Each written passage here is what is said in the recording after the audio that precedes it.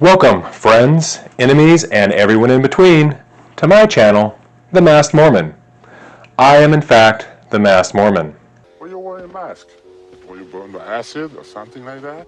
Oh no, it's just they're terribly comfortable. I think everyone will be wearing them in the future. If you are returning, welcome back.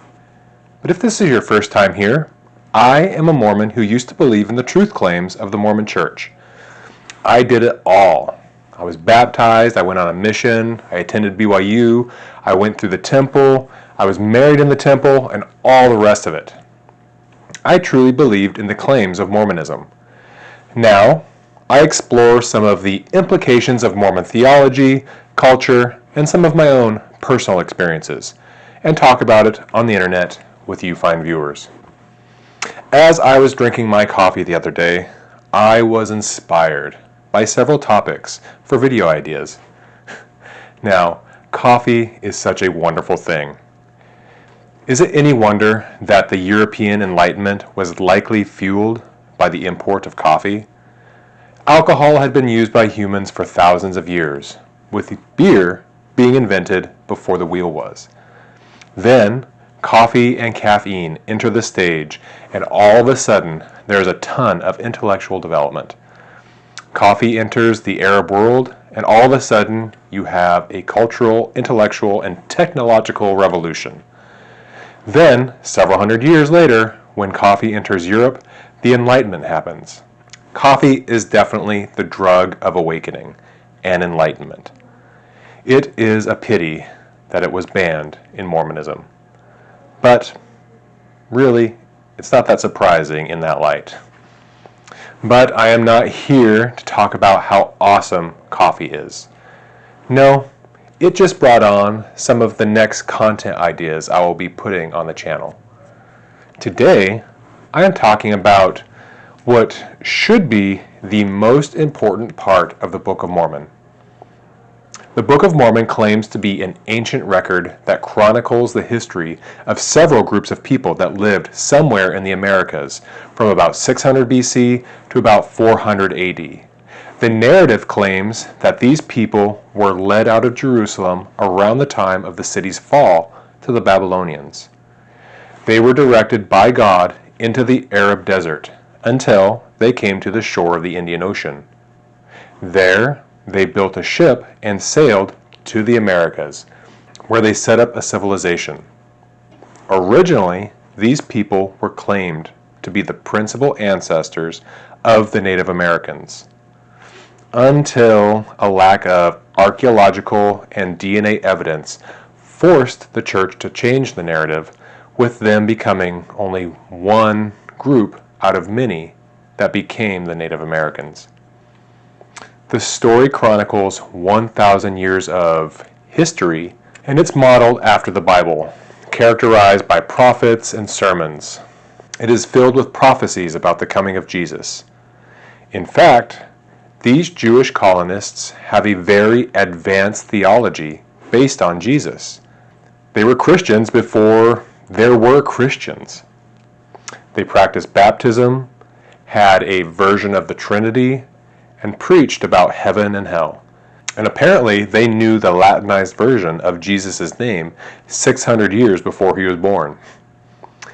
Now eventually, after the events surrounding the crucifixion and resurrection in the New Testament, Jesus appears to the people of the Americas, ordains 12 disciples, and establishes a church. After Jesus leaves, there is a period of general peace and prosperity before there is an eventual decline of this civilization as it devolves into civil war and destruction. The history of this people is abridged by a character named Mormon, whom the book is named after, who wrote it onto gold plates, and then buried those gold plates in a hill that would eventually become New York. Then, 1,400 years later, Joseph Smith, the founder of Mormonism, claims to find and translate this record, and then publishes it as the Book of Mormon. The book claims to contain the fullness of the gospel of Jesus, and Joseph Smith claims that it is the most correct of any book on earth, and that a man will come closer to God by abiding by its precepts than by any other book. Like I said, there is no archaeological, DNA, linguistic, or any other hard evidence that corroborates Joseph's claims. In fact, all evidence points to the book being a 19th century creation, with 19th century influences and worldviews. The book perpetuates many of the dubious beliefs that the people had at the time for the origins of the Native Americans. The sermons that are contained in its pages are influenced by many of the revivals and camp meetings that were common at the time and explores theology that was important to 19th century Protestant Christians.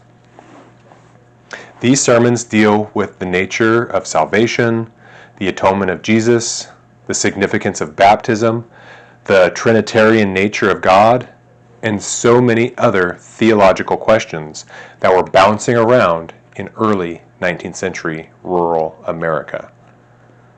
Of all the stories in the Book of Mormon, there is one that I think is the most important of all. It isn't about people leaving Jerusalem and establishing a civilization in the Americas. No. And it isn't about the Christianization of pre-Christian Jews. It isn't even about the visit of Jesus after his resurrection and establishing a church. No, the most important part of the Book of Mormon is one of the shortest parts of the entire book. Like the Bible, the Book of Mormon is broken up into smaller books named after their chief authors. The books have names like 1st Nephi, 2nd Nephi, Alma, Mosiah, Mormon, things like that.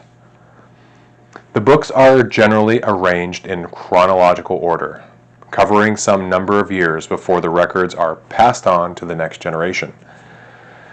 The most important part of the Book of Mormon is a short few pages that doesn't really qualify as a book at all. Maybe a pamphlet at most. This is the book of 4th Nephi. It takes place after Jesus' visit to America, after he establishes a church, then leaves. This short book covers roughly 320 years. But what is important is that it describes an effective paradise that persisted for over 2 centuries before eventually falling apart. If the Book of Mormon is as important as Joseph claims it to be, I want to know about those 2 centuries. 4th Nephi is very sparse on details, but it describes there being peace in the land, especially after all the wars, battles, violence, and strife that fill the book's pages before and after this period.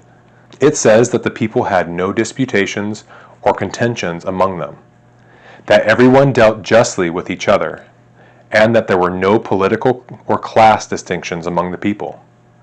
And there weren't any rich or poor, because they lived a version of, for lack of a better word, communism. Though it isn't called communism, they had all things in common among them, apparently having no personal property. The book also describes miracles being performed by the disciples of Jesus, like healing of the sick, raising of the dead, and magically healing all sorts of maladies. They built great cities, and their population boomed. And they all believed in Jesus. The people were united, free, and peaceful. Eventually, though, cracks start to develop, and there are divisions among the people once again, starting with class distinctions. Violence and strife eventually creep in, and the road to the final breakdown of the civilization is paved. But again, like I said, I want to know about those 2 centuries of peace. That is almost as long as the United States has existed. Knowing how to establish such a successful utopia, for lack of a better term, would be immensely valuable. I don't know if you understand how important such a narrative would be. If the book were a real history, those lessons could be applied to recreate such a world. How to do that would be worth much more than is currently in the Book of Mormon. We already have all the teachings that are contained in the Book of Mormon in the Bible already, so there isn't much theological value. I want to know how peace was established. How was this unity forged and maintained? A believer might appeal to magic in the form of manifestations of godly superpowers. I guess if it requires God magic to pull it off, then maybe it's just as impossible as any of the other stories in the Book of Mormon or in the Bible. However, God magic couldn't be wielded for everything. Laws and policies had to be established to govern this unified people. There had to be growing pains as people made the adjustments. What were some of those growing pains? Was there pushback from other factions before they all came into line? How was that resolved? Again, it's useless to appeal to God magic. Was there God magic at the Nephite equivalent of the DMV or IRS or Social Security office? Or an overtired, underpaid lackey who still had to do the nitty-gritty of everyday administration? People are still people, even in a united culture. There had to be ways to overcome dissent or disagreements. Lawyers or whatever their equivalent was would still be needed to help enforce contracts. During all of this city building that was happening, there must have been standards that these buildings were built to. How did someone get a permit to build something? How were people paid? If everything was held in common, or no personal property, who decided who lived where, or how the resources were divvied up? What criteria was used to make those distinctions? All of those things would be important to know about, don't you think? How is this new unified civilization administered? There had to have been an enormous bureaucratic apparatus established to manage the distribution of resources. Are you starting to see how complex this sort of civilization would be? And I would want to know about this. How are class distinctions dealt with? What if someone just had, a gaudy taste? Would they be allowed to express themselves? Those questions then bring up so many more. But by its very nature, a utopia to one person could be a dystopia to another. If you chafe under strict enforcement of one person's views of the world, you might do the same thing living under one person's idea of paradise, even if that person is a god. If you can't own anything because it's held in common, if everyone has to hold the same religious and political beliefs, how much variation is tolerated before there is a backlash regarding your own personal beliefs? What are you willing to pay in your own personal convictions to uphold this society? People that are fiercely independent and suspicious of groups might have a harder time than those who have a more cooperative tendency. The vagueness of 4th Nephi is of course due to Joseph Smith not knowing how to write a utopia. Science fiction that explores such topics hadn't been invented yet. Bad economic philosophy like that contained in the Communist Manifesto was still decades away. The world was in the midst of industrializing, but there was still an agrarian society on the borders of the frontier where Joseph lived. What would be considered a utopic way of life would be very different than a person in the cities would imagine. Or even as time marched on and societal values changed. That said, even today, we wouldn't agree on what such a united society would look like. Science fiction often deals with such questions. One of my favorite sci-fi universes touches on this topic as part of its world building. That is, of course, Star Trek. The majority of the various incarnations of Star Trek take place between the mid-23rd through the early 25th centuries. The main protagonists live in an interstellar federation of planets. These diverse worlds all live largely in harmony with each other. There is an unprecedented stability, especially on Earth. Earth is largely considered a paradise. But that paradise was hard gained. The mid-21st century saw the devastation of World War III. A nuclear exchange brought human civilization to the brink of oblivion. Most major cities had been destroyed, most governments had failed. Earth was facing ecological collapse. In the midst of this, a small team of scientists developed and launched Earth's first warp-capable craft. This drew the attention of a passing alien vessel that then proceeded to make first contact with Earth. Suddenly, humanity realized that they weren't alone in the universe. With the assistance of these aliens, Earth was able to recover. People had hope for the first time in a long time. The people of Earth eventually united. They began to discard the philosophies that brought them to the brink of extinction. Within a few generations, poverty, war, and disease were gone from Earth. The economic and political philosophy of Earth changed to include all of humanity. The old systems were broken, and in their place was one of unity. The United Earth government drew on the principles of human rights, rule of law, and representative democracy. Basic human needs were provided to everyone. Technology was able to provide the necessities of food, clothing, and medical care to all, eliminating severe poverty. This opened up humanity to pursue interests of self and cultural improvement. There are probably other fictional universes out there that describe certain aspirational ways of life that are better fleshed out, but as far as fictional utopias go, Star Trek's is much better fleshed out than that of Joseph Smith's. It still doesn't tell how it was accomplished, but I find it much more inspiring of a story and can see a clearer picture of how it was accomplished. In the Book of Mormon, it was established by God magic. In Trek, it is established in response to severe adversity.